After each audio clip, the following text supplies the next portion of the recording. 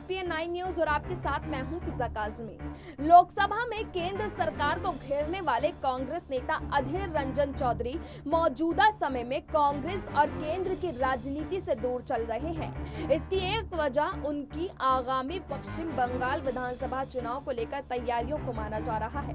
दरअसल चौधरी खुद बंगाल के ही निवासी हैं। ऐसे में कांग्रेस उनको पूरी तरह बंगाल चुनाव में समर्पित रहने की जिम्मेदारी दे चुकी है।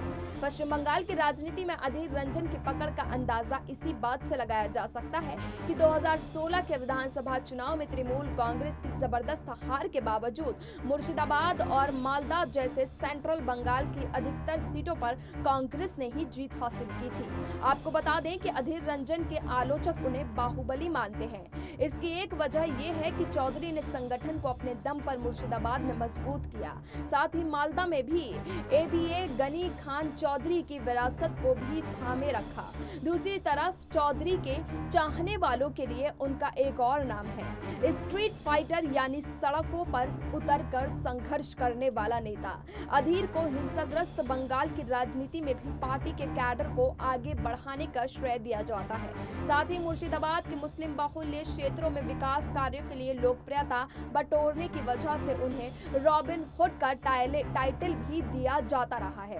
राजनीतिक जीवन में CPM से लड़े अधीर रंजन चौधरी राजनीतिक जीवन में CPM से लड़ते दिखाई दिए। अधीर रंजन चौधरी को बंगाल में पूरे राजनीतिक जीवन में CPM से सीधी टक्कर लेने वाले नेता के तौर पर पहचाना जाता है। हालांकि इन विधानसभा चुनाव में वो उन कुछ नेताओं में शामिल रहे जिन्होंने तृणमूल कांग्रेस को हराने के लिए लेफ्ट और कांग्रेस के गठबंधन में साथ आने की पैरवी की। मौजूदा समय में चौधरी ममता बनर्जी के धुर विरोधियों में शुमार है।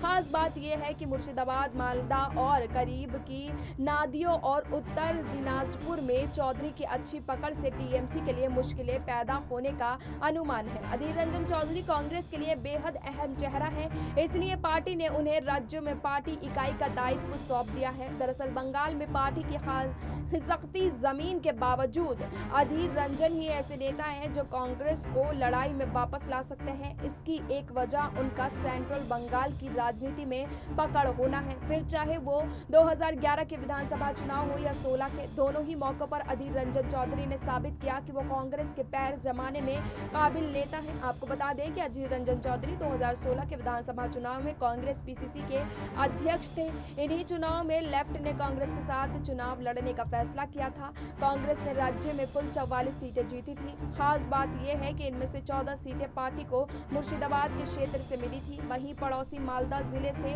पार्टी को और 8 सीटों पर जीत हासिल हुई थी, यानी पार्टी की कुल सीटों में आधी उन इलाकों से थी जहां अधीर रंजन चौधरी का जोर है। आपको बता दें कि 2019 के लोकसभा चुनाव में कांग्रेस नेतृत्व ने अधीर रंजन चौधरी को लोकसभा में पार्टी का नेता बनाया। पिछले साल सितंबर में सोमेन मित्रा के निधन के बाद कांग्रेस ने अधीर रंजन चौधरी को बंगाल में पार्टी को संभालने का जिम्मा सौंप दिया। हालांकि उन्हें ये जिम्मेदारी तब मिली जब राज्य में चुनाव में सिर्फ 7 महीने का समय ही रह गया। इस पर भी चौधरी का कहना है कि उन्होंने हमेशा लहर के उल्टी तरफ तैरने की ही प्राथमिकता दी है। अब अधीर रंजन चौधरी बंगाल में कांग्रेस को मजबूत करने का काम कर रहे हैं। फिलहाल अभी के लिए इतना ही, लेकिन देश और दुनिया की तमाम बाकी खबरों के लिए आप जुड़े रहिए SPN 9 न्यूज के साथ।